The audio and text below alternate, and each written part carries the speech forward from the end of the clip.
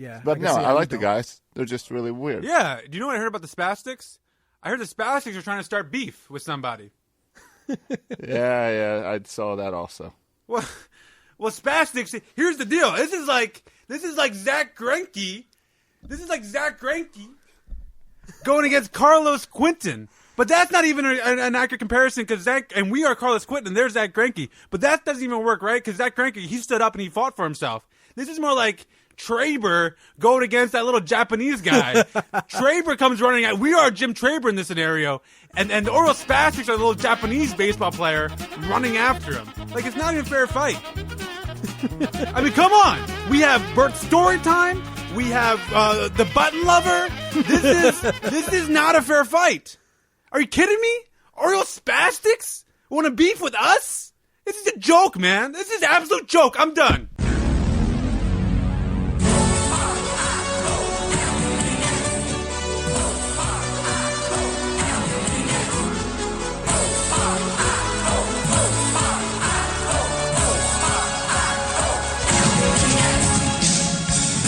Magic happen every time you go. Make the magic happen. Make the magic happen.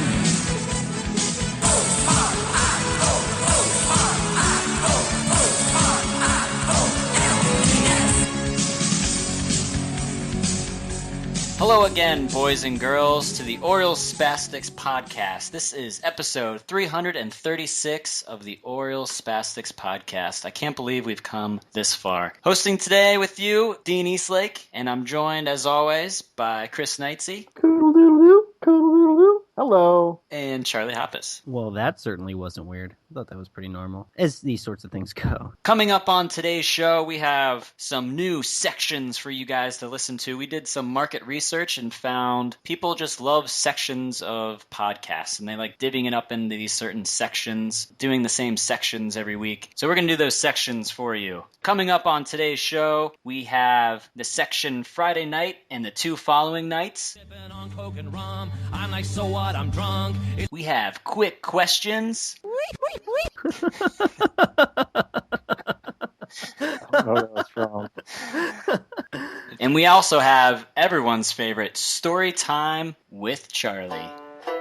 Wait. Everybody gather around, rocking chair. Hold on a second. Wait. Okay. Story time with Charlie. Yeah, Charlie. Yeah, story time with Charlie. That's what we decided We on. decided that. We decided this. I wasn't in this conversation. Well, you know what? Story time You're messing with up my whole intro here. I have this whole intro that I wrote out. I had for a the great story already prepared. You interrupt me every single week. It's ridiculous. I'm dealing with a bunch of idiots here. Does everyone else out there hear this? This is crazy.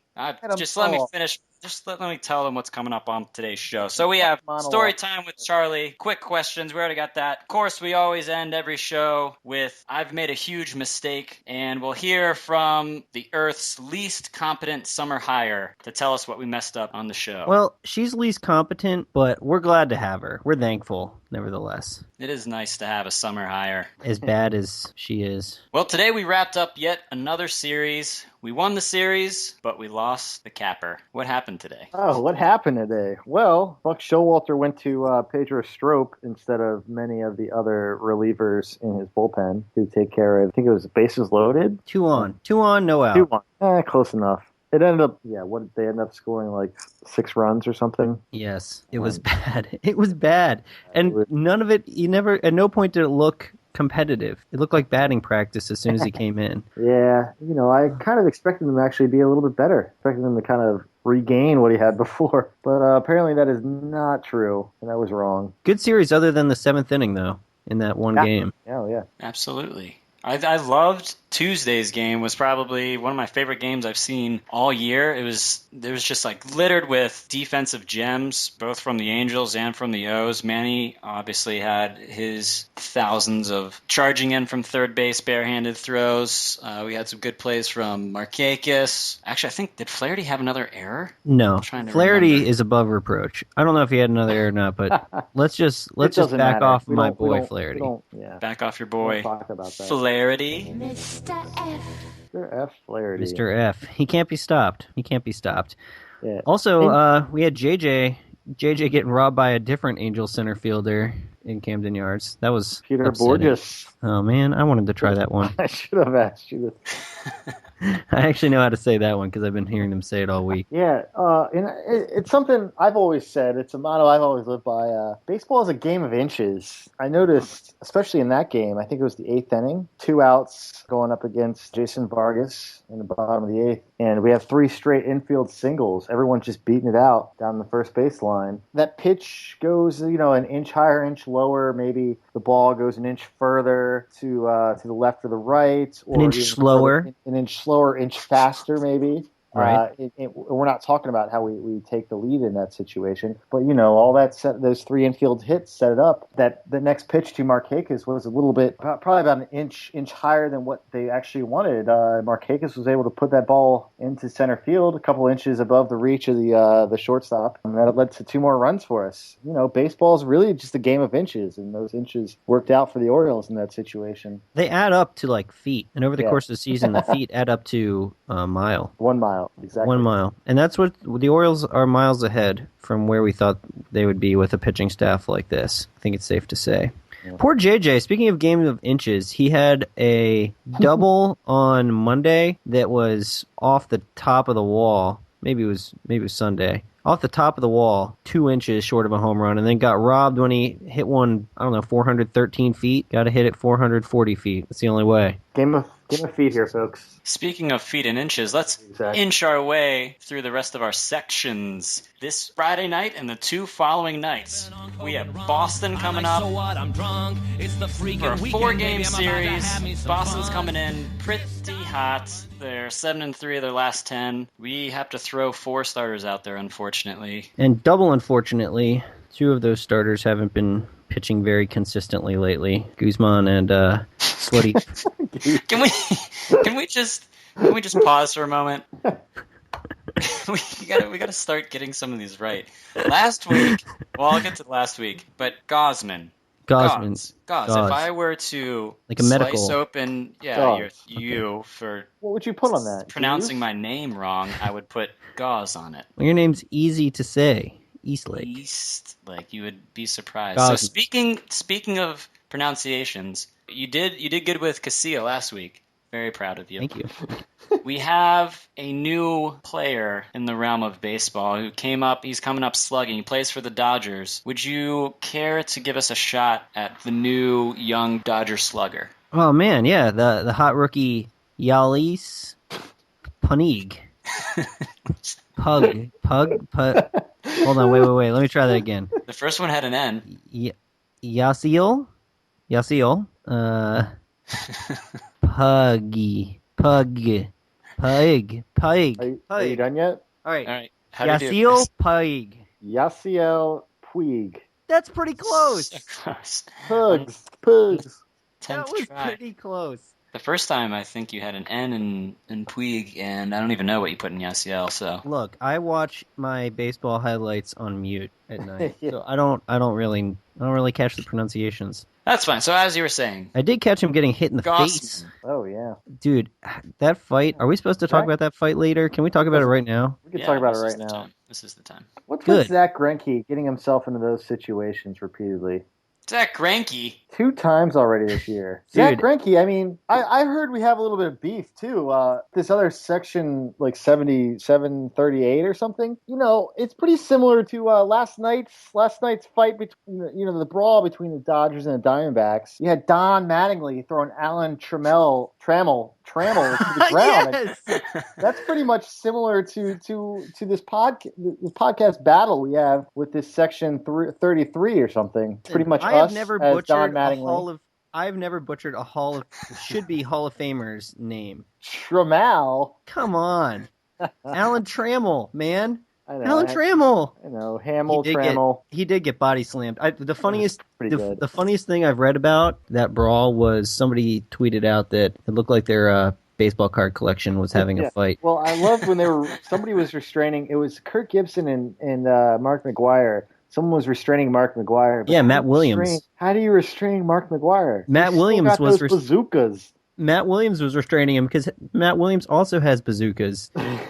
Also Steve Sachs. Also Don Buford. It was ridiculous. Yeah, Don Buford knows his way around getting hit by pitches. All-time career leader in hit by pitches. You can look that up. How'd that plate? Is that true? We can check I mean, it with the summer hire. Yeah. Summer hire. Can we get a summer hire on that? Yeah. Hey, Summer. Yeah, you got it. Yeah, that was one of my favorite fights. Also, I love that Greinke then slid hard into second base the very next play. It's pretty awesome. So you're saying you'd want to be Greinke? Is really what we're getting at. Yeah, Greinke's the man. Greinke's the man. If there's anybody I'd want to be in any sort of fight or altercation, it'd be probably Zach Greinke. Yeah, absolutely. He already broke his collarbone earlier in the year. What a man. What a man, Zach Greinke. He's back already, throwing baseballs. Getting hit in the head, sliding hard in a second.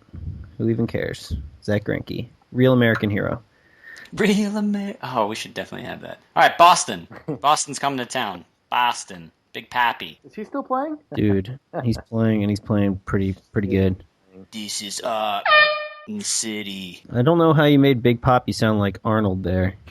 No, that's what when he gave his speech after the I know, marathon. but I know what you're trying to do, but you sounded like the governor I am an accomplished impersonator. Yep. No, I don't think that really any of us do a good job of mimicking anything else. I don't know. Boston's been playing really well. It's going to be really interesting. It's going to be really interesting to see how we stack up against them. Gosman, I'm excited to see him get another start, even though he's obviously been hit around. Tillman, I feel comfortable when I see Tillman's name. He's not maybe the best pitcher ever, but he's certainly solid. You got to prepare yourself for at least 3, solo shots, but Yeah. it's Tillman. But that's everyone that's the Orioles. Yeah, limit the damage with solo home runs. Yeah, solo shots. It's okay. And then I feel good. Sweaty Freddy. I'm feeling good about 3 out of the 4. I'm feeling good about Gossman, Tillman, and Gonzo. Not so much Sweaty Freddy. I think he had a good game last. It seems he's on and then off. I'm gonna go with Freddie having a short start this game. Well, don't get too far ahead of yourselves. You're going to start striking out some quick questions. That Predictions. I have lined up. Speaking of some quick questions, let's go ahead and start it off. Number 1, what should we do with Pedro? I say keep him up for 2 more appearances. If he doesn't have any success, designate him. Charlie, for or against Chris Davis in the home run derby? I'd say for Chris Davis in the home run derby. He's got a nice, easy swing. He's not going to be pressing too hard. If the pitch is a little bit bad, he'll just hit it to the opposite field, and we might get to see a couple 500-footers. Be awesome. I'm all about it. All right, back to Chris. Something needs to be done about Wieters' bat. What is it? Cork it. Yeah. All right, Charlie, the O's are on pace for 92 wins. Do they keep up this pace? If we make a deadline trade for maybe a reliever, maybe a starter, yeah, I think we do. Back to Chris. Should we try Tommy Big Game, as a starter again? Absolutely not. He has shown success as a reliever. Do not change what's not broken. It's been said. Charlie, is Flaherty 2.0 Mr. F. doing enough to keep his spot till the end of the year? Well, you know my answer for this, and it's yes. I'm surprised we're not hitting him higher in the lineup, frankly. All right, all right, that's not true, but no, he's definitely holding down the second base spot, playing some good defense. Frankly, I'm a little bit worried that Brian Roberts is going to come back, not hit much better, and play worse in the field. So I think Flaherty's doing fine. Chris, has Jim Johnson regained your confidence? Well, he never really lost it aside from just the walk. So yes, he's regained my confidence. Charlie, coming off what you just talked about, how many games will B-Rob play this year? How many more games? How many more games? Wow, that's a tough one. Say, let's go 40. 40 games. 40 games. That's a solid amount, right? Sure, it's more than Rymald will play. I- Bad on me. We'll I'm revisit going to win that. that. I'm going to win that bet. I can't believe that. And then Chris will somehow win that bet also, even though he didn't really make a prediction. It's great. And to finish off quick questions this week, Chris, how many more games will Gosman pitch before being sent down? 6, and they'll send him down to save his arm for the playoff run. Boom! Wow. And there you have it. Quick questions for the Bold. week. Well done, fellas. Do we have any of those that need a little bit more unpacking? Yeah. Chris, explain your Gosman thoughts there. So out of the, I'm going to say, so what? Did I say 8 or 6? I can't remember. 6. want to say Just said it. 3 of those next 6 starts are pretty fantastic for a young starter. I think he'll send him down for a little bit, save his arm a little bit, and hopefully bring him up later. But won't they be pitching him in the minors? Well, they'll skip a few starts. Okay. Not as many innings. I see. They can control that a little bit more. So we'll see. I don't know. It's just a theory. I hope that they view him as valuable enough to do something like that. I mean, well, I hope he becomes valuable enough for them to. If like 4 out of 6 are pretty decent starts, I think they would want to keep him. Yeah. Well, right now he's got 1. Well, he had another good start, right? Well, okay, no, he didn't. No. His first start wasn't awful. Yeah. right. His first start was fine. That's true. He was a little victimized of some bad luck and close plays and stuff. Then he got hit around. Yeah, I don't know. I like watching him pitch, if not because he's successful, because he's just really talented, and you can see it. You can see it almost every single at bat. Him do something that's like, oh wow, if he can pitch like that always. Maybe that's some of the last decade and a half creeping back in mentality, but I mean, it's fun to watch somebody with a lot of talent. Watching like Tillman and Arrieta and Mattis from the last few years come up, I wasn't as wowed with those guys as I was with Gausman, at least. I mean, they might have had better results. Like Mattis' first year had better results his first time through, but he didn't really have like watching him actually pitch. And some of the pitches he threw, they didn't blow you away like some of the pitches Gausman is throwing now. So a little more excited about Gausman than them. Are you more excited about Flaherty? Who isn't? Mr. F. Who isn't? He's actually not been terrible. No, he's been fine lately, considering no one has like taken over that second base spot. I'm actually really impressed with JJ Hardy, who I'm very rarely impressed by. Really? Yeah. What? Like That's on a weird defense? statement. No. Yeah. He's always great on defense. Okay. And he always hits home runs. But He's been good the last couple weeks on offense, at least. He had a throwing That's what error I'm saying. today. I'm saying that he's got some offense that's been really clicking for the last 2-3 weeks. He's Yeah. been playing really great. And it's not just he's hitting home runs, he's getting on base, which is more than what he usually does. Yeah, is he walking? I haven't really followed anything. I wouldn't say dramatically He's more. never been a walker. Right. No, but he's been getting hits more. I mean, it's not sort of an all or nothing approach lately. He's not just grounding it to second base again and again. Trade him while the stock is high. If we could get a starting pitcher for him in a heartbeat, he's gone. Really? Yeah. Yeah. And he's not a guy. No? He's a guy What? that I see as being serviceable for the next couple of years, possibly, but not someone's going to break out and be like a semi-star kind of thing. Yeah, I guess when you have Manny sitting there, I guess it kind of makes sense. But He's dang. of our main key major league players, he's absolutely the most expendable and has some solid value. I mean, he adds a little bit of pop, has some great defense. Any contending team will want that if they don't already have a shortstop. The problem is, as we talked about last week, all the contending teams that might have pitchers, or any of the teams that have pitchers that might be on the trading block, Right. all have shortstops. I think I don't think anything will be done during the season with Hardy. I think if anything happens, it'll be in the off season where they might get a starter, and then he'll have 2 years left, maybe 1 or 2 years. Just 1 year. One year left of his contract. I think maybe they'll try to get a starter, move Manning over to shortstop, and possibly start Scope at third base the following season. We can get the best case summer scenario. hire to double check how long his contract is. Yeah, get on hire. that, please. Thank you. Okay, the anticipation is absolutely killing me, boys and girls. It is time for everyone's favorite section of the podcast, Story Time with Charlie. Everybody gather around, rock a chair, and listen to a story about stuff. Wow, that's quite an intro. Well, first off, Storytime with Charlie is brought to you by the Thai Bar. The Thai Bar is .com. the Thai Bar. You can buy their stuff, as Chris mentions, at thethaibar.com. It's where I buy all of my bow ties, which I enjoy. So if you enjoy bow ties, they have other things other than bow ties. They've got some great pocket squares. They've got regular ties. They've got knit ties. They've got skinny ties. They've got skinny bow ties. Do they have They have clip-on clip-on ties, absolutely. Oh. They've got children's ties. They've got actual tie bars, as you might imagine. Do they have Orioles themed ties? Well, just about as many Orioles themed ties as exist outside of the tie bar. I did buy an orange silk bow tie from there. I wore it on opening day, and I also wore my Orioles batting practice jersey to work. My boss was not all that enthused. That's not my story, though. Actually, I've heard that this section is sort of on the chopping block. So I've got, rather than just having one story, I've got like 7. So I'm just gonna tell some stories for a little bit. Back when I was a little kid, the last time the Orioles were good, I went to Camden Yards, and one of my favorite players was Jeff Rabelais, who has just a fantastic mustache. We gave him the moniker Cheesy Rabelais. So Cheesy Rabelais was one of my favorite players, despite being our utility infielder. Those Seattle teams were crazy, by the way. A-Rod, Griffey, Randy Johnson, ridiculous. But we sat in the center field bleachers. Cheesy Rabelais, line drive, home run into the left field bleachers. Orioles win, move on to the ALCS.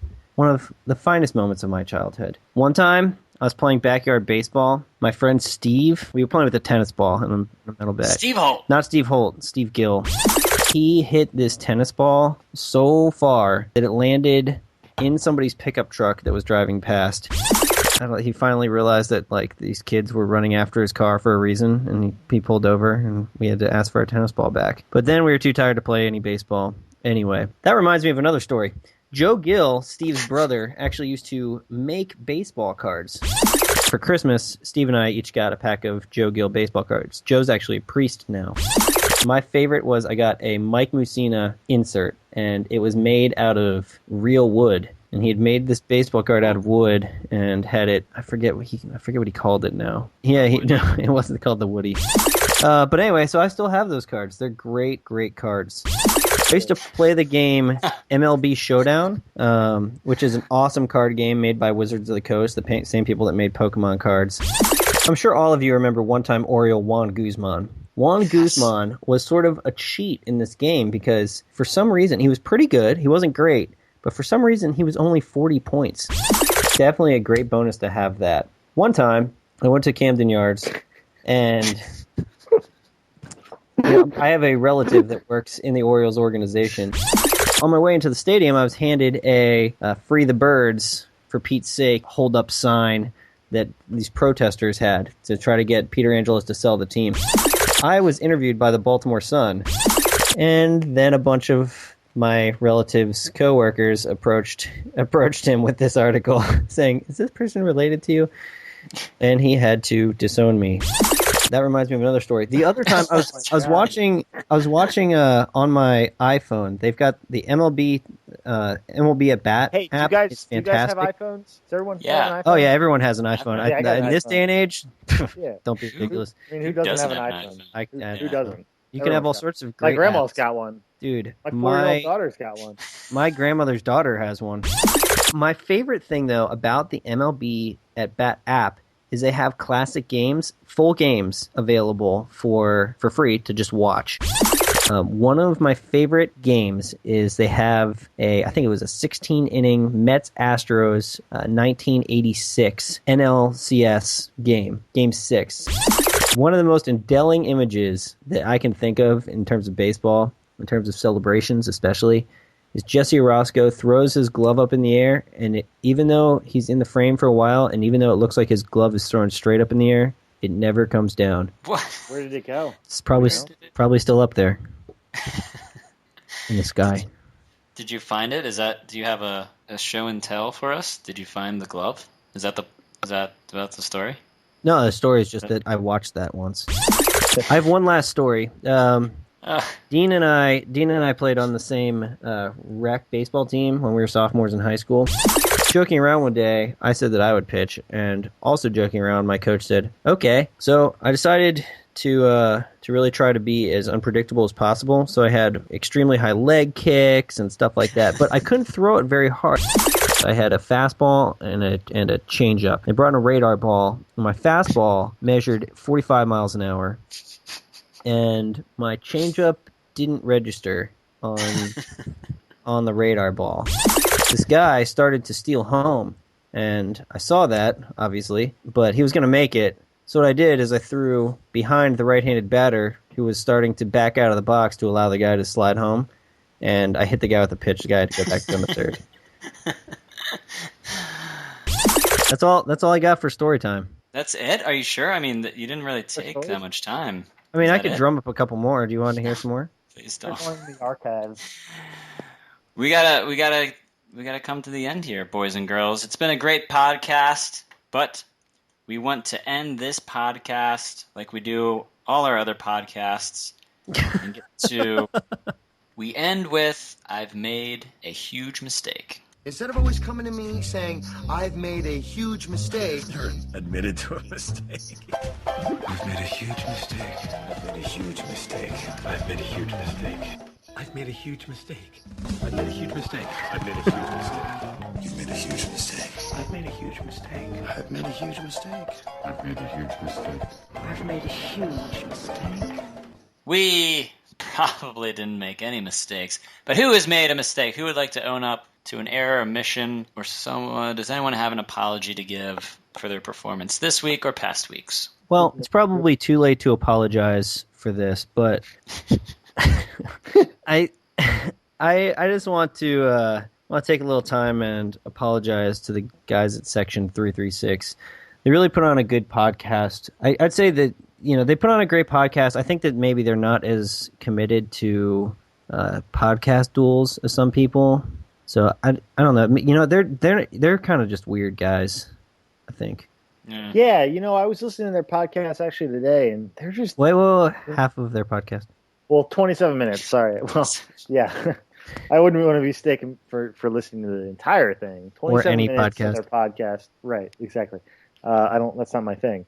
Yeah, they just strike me as weird dudes. They're just weird. A lot of baseball talk. Yeah, that's the weird. Yeah, it's just all like anytime I talk to them on like social medias, they always respond with some kind of baseball statistic, cybermetric, or like some kind of maybe some video response. It's like they've really done their research. Yeah, it's weird.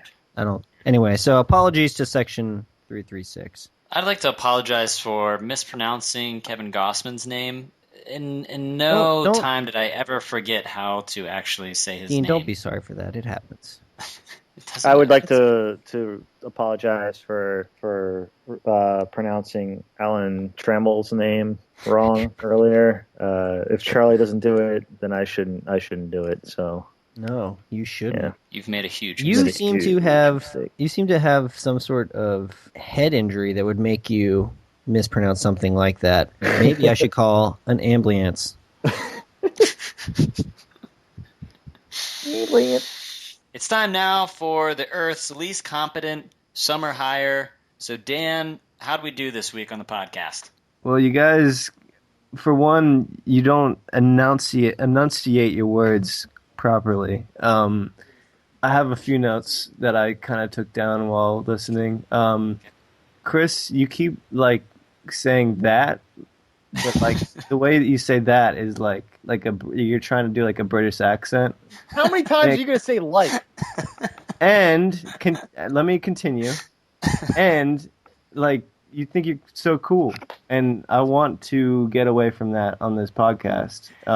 Very Charlie, that's good you need to notes. stop. Take your time. There's something with the way you say Everything. most of everything, but the way that you kind of contradict Chris. Oh no, that's with we're the- supposed to do with that. the way that you talk. Okay, all right. I wasn't sure. I just wanted to clarify. That's fair. I can't really argue with that. What about Dean? Dean's usually pretty good. The only thing I would say is his mic is terrible. You gotta get a new mic. Get a new mic, please. I thought I did get a new mic. No, it's not good enough. Okay. Anything good? Did we do anything good? It's it's like the levels. Get the EQ out and like turn up the bass, maybe a little bit of mid range, and then you'll be good. All right, I'll get on Come on, that. Kanye. All right, so the last thing I want to talk about is something positive. Nice effort, man, Charlie, for really like talking about all the sports and everything good about the Orioles. Nice effort, man. Thank you. Chris, for kind of How did you like Charlie's story time, by the way? It's story time with Charlie. story actually. time with Charlie. Was that the one? See, the only one that I kind of like remember because all of them kind of blur together was the one with like kind of the girlfriend talk. Right. That was good. And that was like a story to me. I hope Dean doesn't cut that one. Has that been cut? I don't know. I don't know if it's been cut or not. Dean, as your intern, I would like to say that Summer hire. Well, you're a summer hire. Summer hire. I would like to say that you shouldn't cut that. And that's me looking into a beautiful painting while saying that. Yeah, I'm there is. I'm Daniel and I gazing are looking into a Dali painting right now. a Salvador Dali painting, and I'm telling you to not cut that episode because it's the catalyst. It drives the point home of this podcast. Right. Nice job, man, for not cutting that. Okay.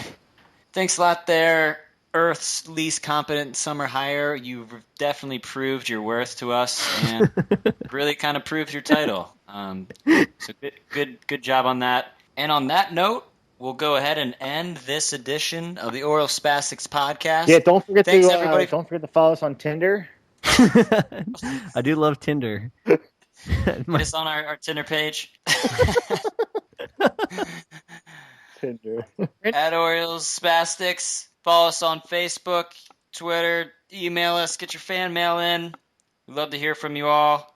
For Charlie Hoppus and Chris Knightsey, I am Dean Eastlake.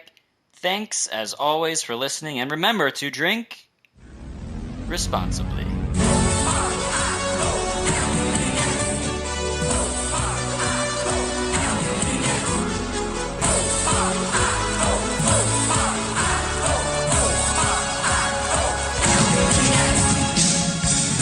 Magic happened.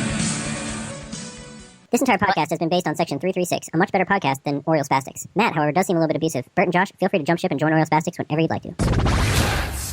Spastics. Spastics. Spastics.